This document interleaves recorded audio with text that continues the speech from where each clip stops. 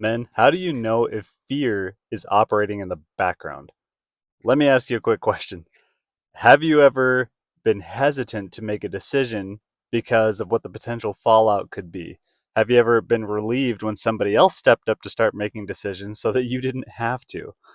Have you ever made lots of decisions based on avoiding potential future outcomes instead of creating intended future outcomes? You might be living in fear. Here's an interesting thing about fear. When we are living in fear constantly, when we are constantly coming up with things to be afraid of, we call that anxiety. Yes, anxiety is basically fear on level 9000. Problem with anxiety and fear isn't having these emotions, it's sitting in them long term without addressing them and working through them. Because when we are chronically afraid, chronically anxious, it puts us into an avoidant state. We are trying to avoid pain. We are trying to avoid the potential horrendous outcome that we are imagining in our minds.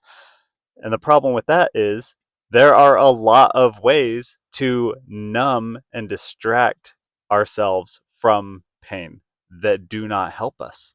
Things like pornography, things like masturbation, junk food, scrolling on YouTube, binge watching television shows. All of these things turn our brains off, numb the physical reaction of the emotion in our body and prevent us from really processing it. When that happens, our fears become a self-fulfilling prophecy. What do I mean by that? Well, if we are avoiding problems, guess what we aren't doing? Solving them. We are taking time and energy away from addressing the actual problem to try and turn off the discomfort, but it's temporary. It's a band-aid. It's anesthesia. And eventually, when we wake up out of that numbed state of being asleep to our problems, we realize that our problems have gotten worse because we neglected them. In other words, when we're living in fear and anxiety, we become a ticking time bomb, just waiting for crap to hit the fan. So, what can we actually do about this? What is the antidote to anxiety and fear?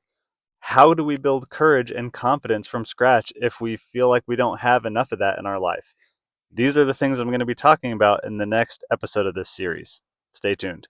And if you're new to my channel, my name's Ryan Carnahan. I help married men end shame-driven self-sabotage so they can become the leaders that their families need without therapy.